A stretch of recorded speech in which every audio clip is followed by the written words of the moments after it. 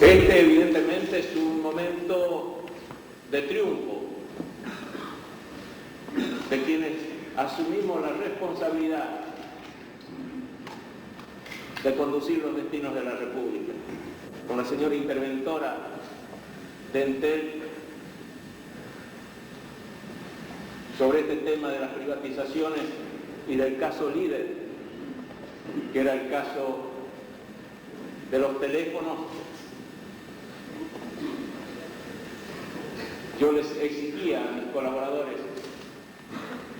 la mayor premura en el tratamiento de este tema, algo complicado, difícil.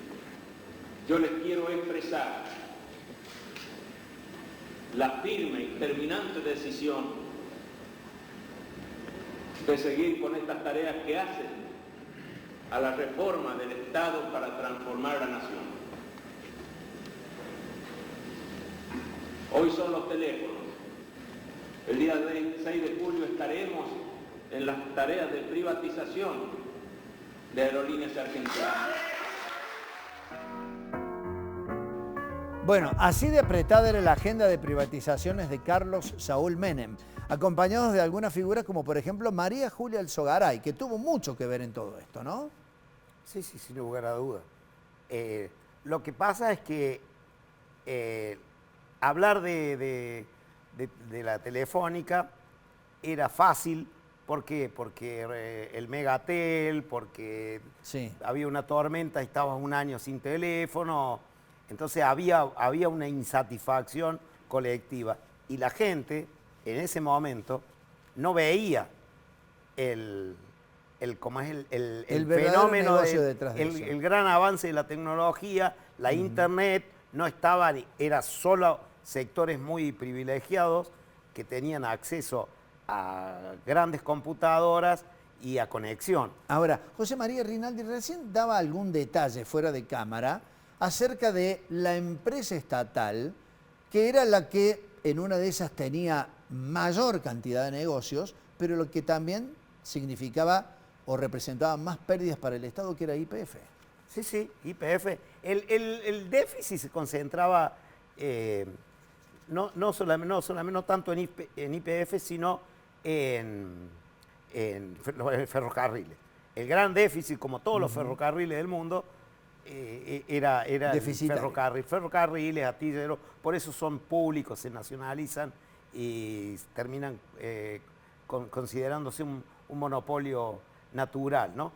Recordemos, nosotros, ¿qué se privatizó? Sobre todo el Belgrano, que era el que tenía la cosecha, porque los ferrocarriles, los ramales integradores demográficamente, era ramal que para, ramal que se levanta. ¿No? Entonces dejó de cumplir esa función social. Por eso te digo, el tema del teléfono era fácil. El tema de la petrolera ya era más difícil, porque uno hacía un análisis del caso y se encontraba con esto, que subsidiaba el gas que compraba, es decir, subsidiaba a otros países, el gas que compraba de Bolivia.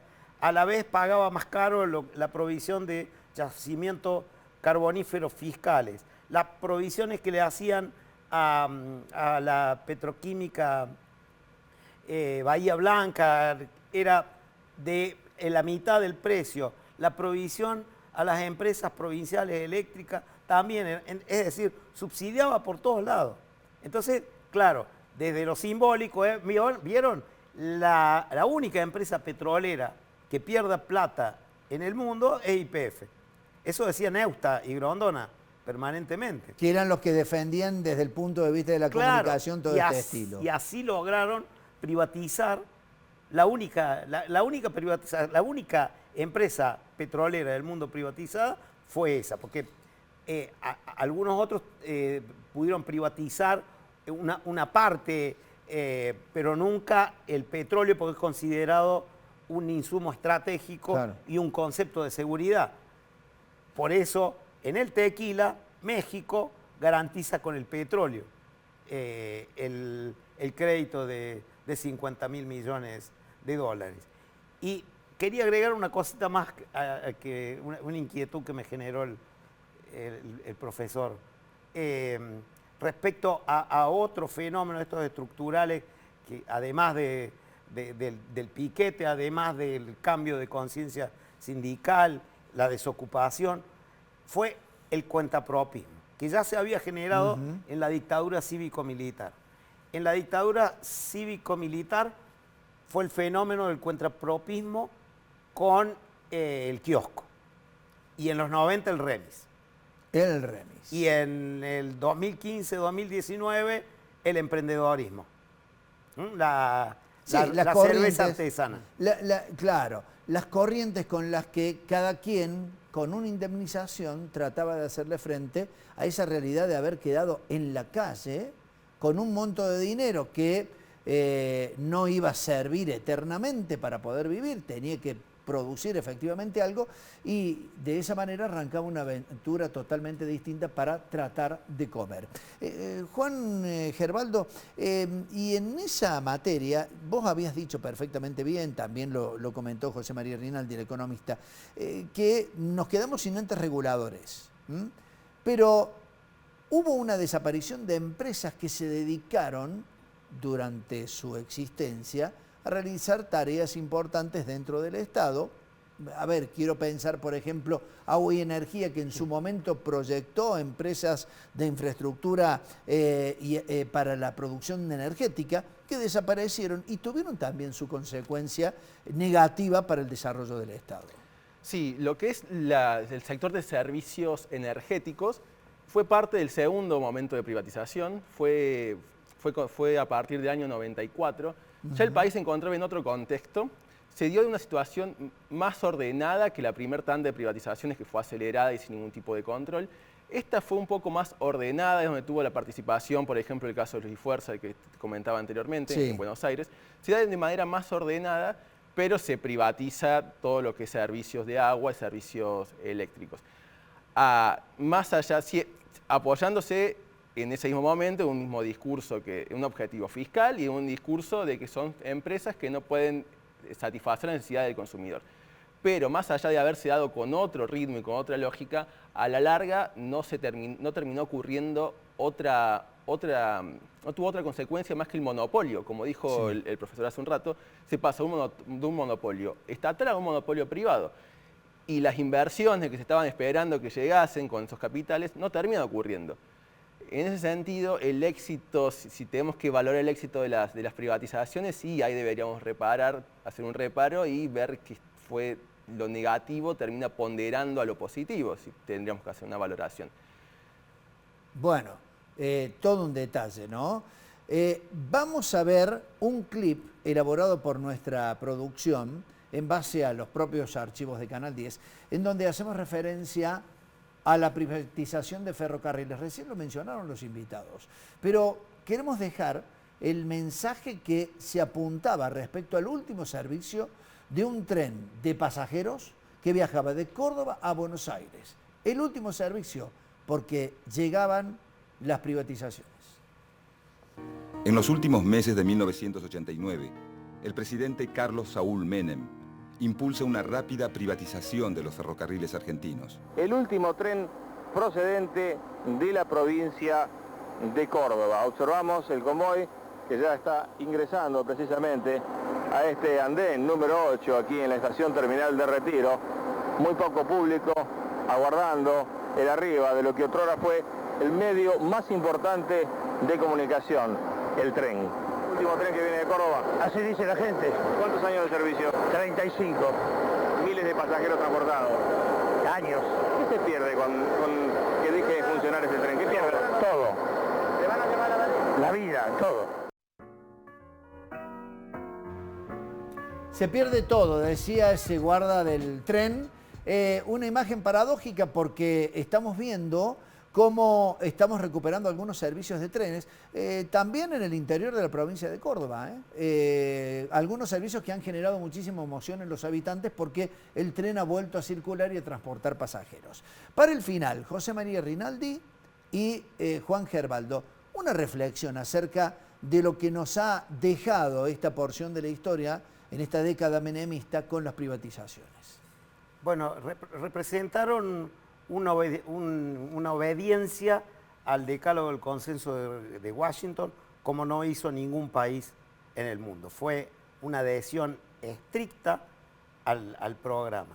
Generaron un cambio estructural en la economía argentina y nuevas distorsiones estructurales a las que ya traíamos desde el libre cambio. Generaron un problema de productividad y eficiencia en la economía al expulsar la mano de obra, al generar el fenómeno del cuentapropismo. Generaron una inequidad distributiva que hoy sigue siendo la pesada carga y que todavía no se ha solucionado. Generaron la grieta. La grieta. Siempre hay grieta.